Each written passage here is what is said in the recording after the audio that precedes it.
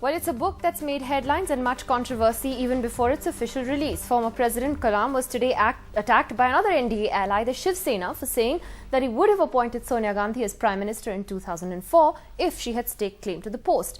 The revelation in the President's new book has punctured a long-standing theory that it was his opposition to her foreign origins that stopped her from getting the top job. राष्ट्रपति का पद गरिमा में होता है, तो इनका इस समय इसका खुलासा करना 8 वर्ष तक यानी डाउन टू अर्थ ये अफवाह फैली रही। APJ Abdul Kalam's yet to be released memoirs have the opposition up in arms. Kalam says if Sonia had staked her claim, he could not have said no. The former president has chosen to set the record straight after 8 long years on an issue that's often been talked about in private circles, with speculation that Kalam himself had reservations about Mrs. Gandhi becoming Prime Minister. Kalam writes, "During this time, there were many political leaders who came to meet me to request me not to succumb to any pressure and appoint Mrs. Gandhi as the Prime Minister. A request that would not have been constitutionally tenable. If she had made any claim for herself, I would have had no option but to appoint her." बात यह है कि सुब्रमण्य स्वामी झूठ बोलते हैं, सुषमा स्वराज झूठ बोलती हैं, उमा भारती झूठ बोलती हैं, ये कलाम साहब ने साबित कर दिया। इसके पीछे अगर वो इतना लिखते हैं तो अपर्याप्त है।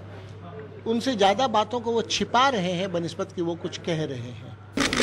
The former president also talks about his decision to visit Gujarat soon after the riots. He hints that the then Prime Minister Atal Bihari Vajpayee did not want him to visit the state.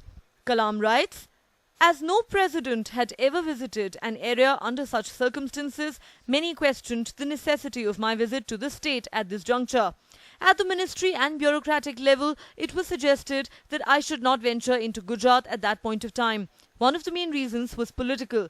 However, I made up my mind that I would go, and preparations were on in full swing at Rashtrapati Bhavan for my first visit as president. The Prime Minister, Atal Bihari Vajpayee, asked me only one question: do you consider going to Gujarat at this time essential?" With these latest revelations threatening to snowball into a major political controversy, Kalam may find himself facing political attacks, something the man called the People's President is not familiar with. With Sandeep Hukan in New Delhi, Neha Khanna for NDTV. So have President Kalam's disclosures punctured the BJP's theory on why Sonia Gandhi did not become Prime Minister of this country? That's our second debate tonight. Manish Tiwari of the Congress Party still with us.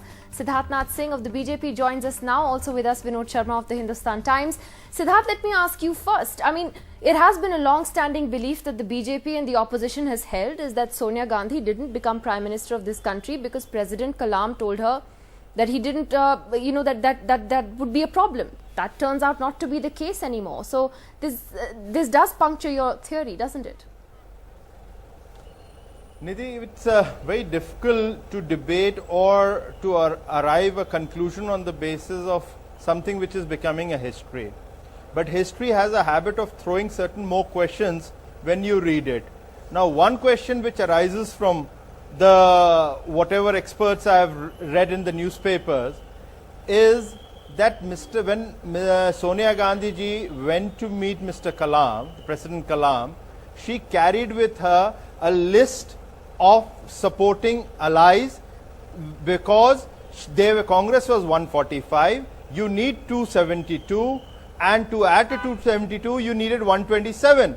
Now, before receiving this support letters, I believe that, or reading through what the media is reporting, that Mr. Kalam had given a consent letter or prepared a letter for Sonia Gandhi.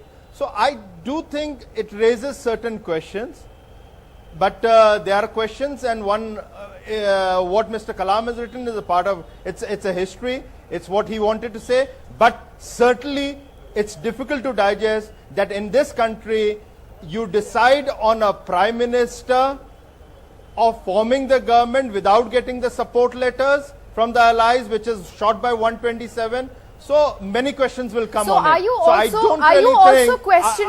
Are you also then attacking President Kalam tonight, because other NDA allies have spoken out and really criticized him about this book? The JDU's done it, the Shiv Sena's done it. Is the BJP doing it?